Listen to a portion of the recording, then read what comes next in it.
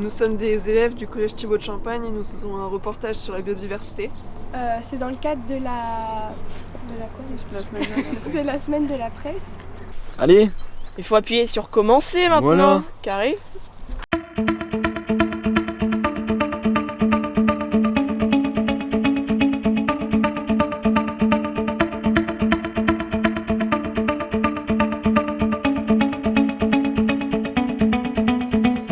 Donc au début on a filmé le logo, enfin pas le logo mais le nom du collège inscrit sur le mur. On a filmé le logo du conseil départemental qui a financé des actions qui ont permis au collège de recevoir le label d'éco-collège. Après, on a filmé pour dire ce qu'on allait présenter et ce qu'on allait dire pendant le reportage. Après, on s'est tous filmés en train de sortir du coin du mur pour aller vers le collège.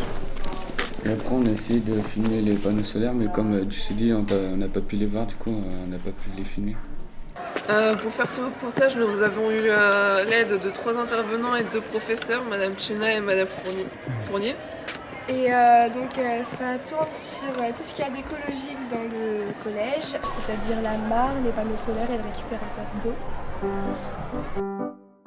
Alors pendant 5 semaines, nous avons tourné un reportage sur l'écologie au collège. Moi, par exemple, je savais pas qu'il y avait des panneaux solaires.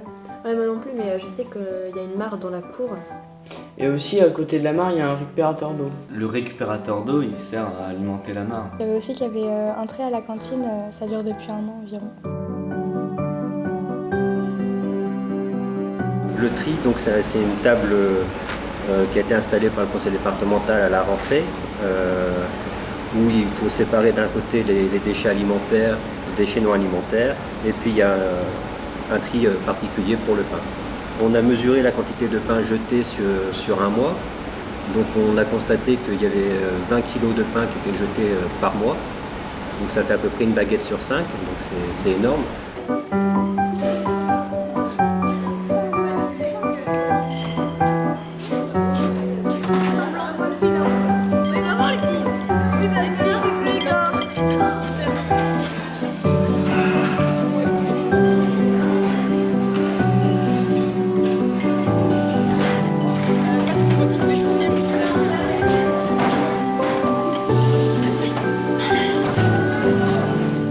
J'ai aussi entendu parler comme quoi ils utilisaient les restes pour le mettre dans le compost.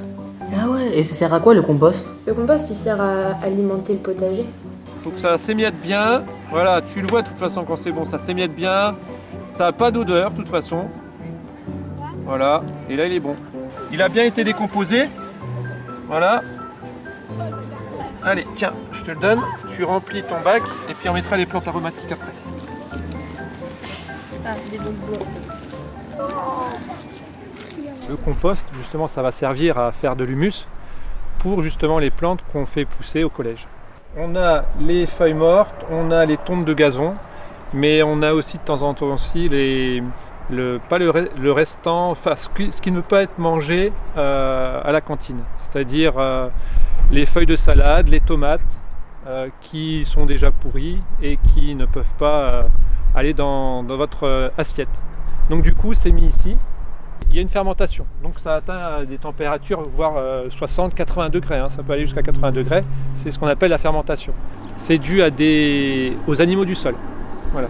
Alors il y a bactéries qui s'en occupent, il y a également les lombrics, c'est-à-dire les vers de terre, qui sont là, qui justement décomposent la matière organique et qui justement la transforment.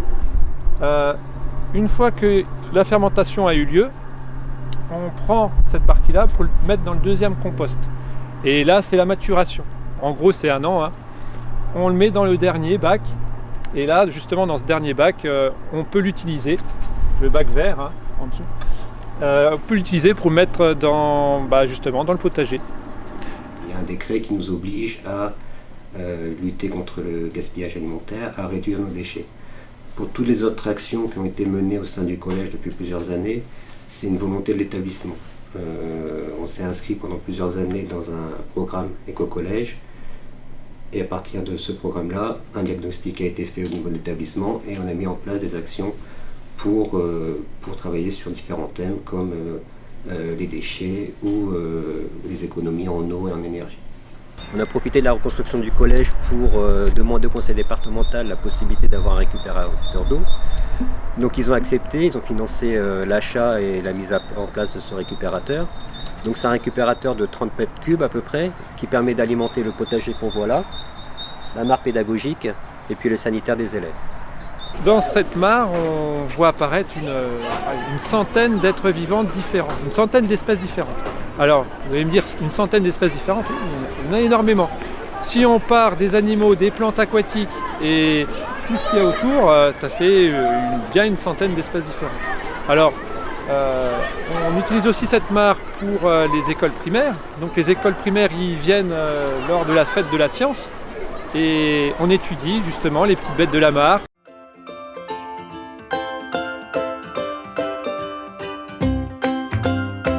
Et au niveau tournage, déroulement, comment ça s'est passé? Quel est votre ressenti?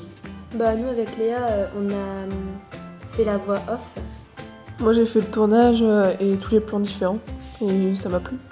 Moi, je me suis servi de la caméra pour interviewer Monsieur Derianic dans son bureau. On a utilisé 2 caméras avec un angle de 40 degrés. Moi, dans la cantine, malgré le bruit des machines, on a quand même réussi à l'interviewer. Qu'est-ce qui vous a le plus intéressé ou gêné durant ce tournage? Moi, j'ai bien aimé le tournage, tout ça, c'était bien, servir de la caméra, tout ça. J'ai bien aimé aussi parce qu'on a aussi découvert en même temps que Ouais, le tournage. on a découvert beaucoup de choses qu'on ne savait pas forcément. Moi j'ai bien aimé utiliser l'appareil photo de Madame Fournier pour prendre des photos. Moi j'ai bien aussi aimé le travail en équipe qu'on a tous fait. C'était pas mal. Ouais, c'est vrai qu'on a eu de la bonne coordination. On s'entendait vraiment tous bien.